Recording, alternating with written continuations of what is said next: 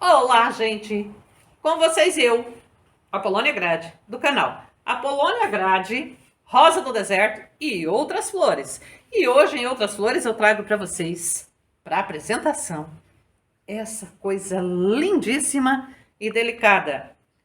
É a venca japonesa. Tem ela na versão de folhas verdinhas ou de folhas vermelhinhas. Qualquer uma das opções. É muita flor, é muito florífera. Detalhe, não adianta procurar no site porque ela é tão delicada que ela não aguenta ser encaixotada para envio. Então essa daqui é para vocês conhecerem, curtirem a planta e o meu vídeo. Dá o joinha aí, não esquece, o seu joinha é muito importante. Gostou? Comenta. Além de comentar, você ainda não é inscrito no meu canal? Por favor, corre se inscrever. E inscrevendo-se, você vai ativar essa sineta para que você seja notificado do próximo vídeo. Mas hoje nós vamos falar de rosa do deserto. Sim. E vamos falar das rosas do deserto quando elas não estão bem. Veja só, de repente, uma rosa do deserto sua pode estar apresentando folhas amareladas e que caem. Ela pode estar com dificuldade de floração. De repente, ela pode estar também murchando o caudex. Você vê a planta toda definhando. Já aconteceu isso com você? Kátia Aline, bom dia, seja bem-vinda. Bom dia Polônia, bom dia Apolo, bom dia pessoal Kátia. do canal, tudo bom? E essa é a nossa engenheira agrônoma das rosas do deserto. Quando ela fala com a gente, é só prestar atenção que a gente tem solução. Kátia Aline, uma planta com todos esses sintomas que eu falei, o que é que pode ser? Diga para nós. Apolônia, como eu sempre falo pro pessoal dos grupos, o pessoal que eu converso no canal também, você tem que observar a sua planta. E você tem que saber o que você fez e procurar o que será que está acontecendo. Primeiro, você comprou a sua planta de um lugar idôneo, de um produtor que tem os cuidados fitossanitários para cultivo do rosa do deserto? Beleza. Segundo, você plantou num vaso bacana, um substrato bem drenado, você está fazendo regas de maneira correta, o suficiente, nem muito e nem pouco. Você adubou a sua planta corretamente, você colocou os fosfatos necessários no vaso quando você replantou, você tem feito adubação num intervalo de 3 meses, que é a necessidade da adubação, não mais e não muito menos que isso. Se você fez tudo isso e a sua planta ainda está nessa condição, você tem que fazer o segundo passo, que é o replantio. Aliás, você tem que tirar a sua planta do vaso e ver se tem alguma coisa na raiz dela.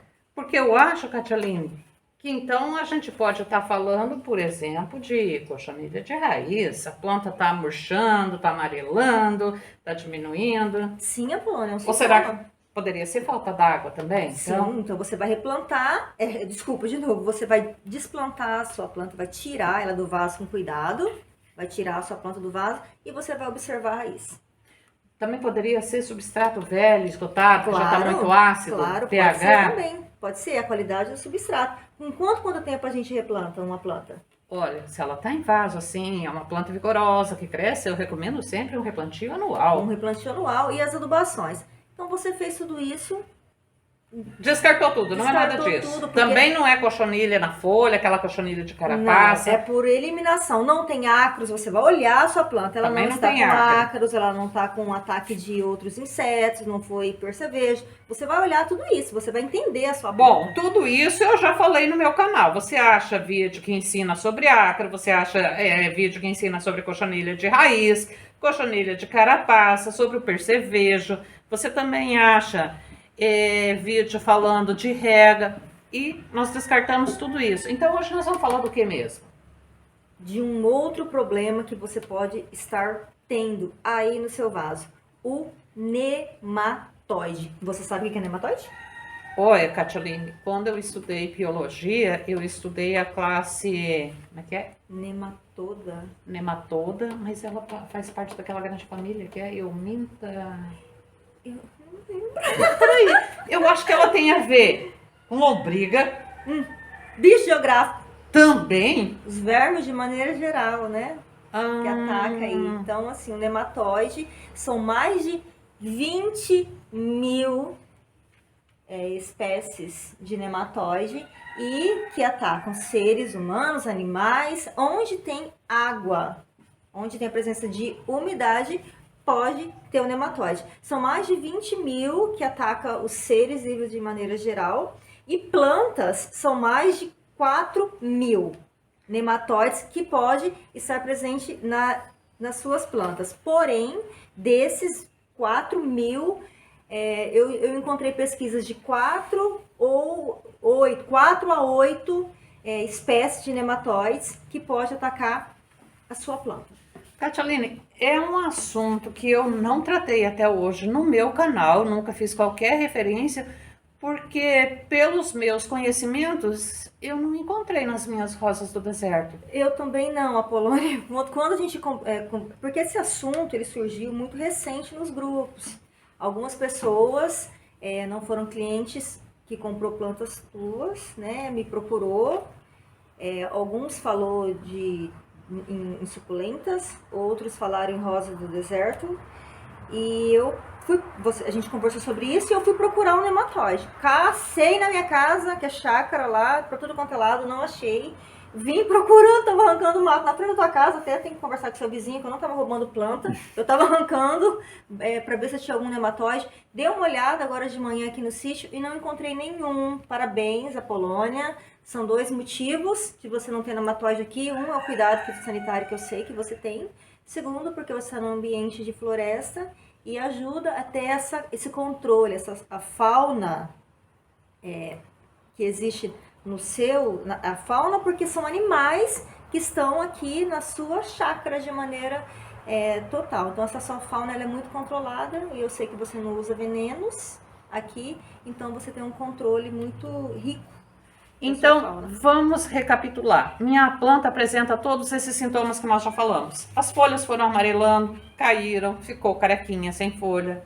A planta parou de crescer, a planta não está florindo, a planta começou a apresentar murcha de caudex, às vezes até dos ramos. Agora, eu já descartei todos os outros sintomas. Qual é o sintoma que vai me dar certeza que eu estou tratando com uma planta contaminada com um nematóide? A hora que você tirar a planta do vaso, você vai dar uma balançadinha ali com cuidado para não machucar as micro-raízes, né? As radicelas, que são responsáveis pela absorção da água. E você vai olhar se na sua raiz tem bolinhas.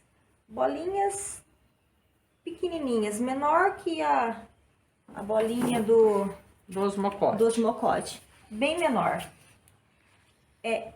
Não é infelizmente não. Ninguém vai ver a bolinha de osmocote, não. Mas todo mundo conhece a bolinha do osmocote, né? Felizmente a gente não tem nenhuma aqui pra mostrar, graças a Deus, eu fico feliz por isso.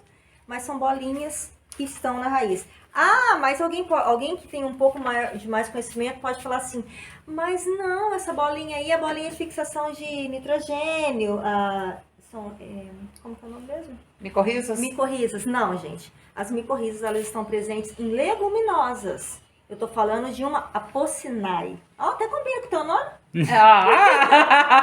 É uma outra família. Leguminosa é a família do feijão, da soja, da fava, da lentilha. Eu tô falando de uma outra planta que não é leguminosa. Então, se tiver bolinha nela, a possibilidade de ser nematóide é praticamente 100%.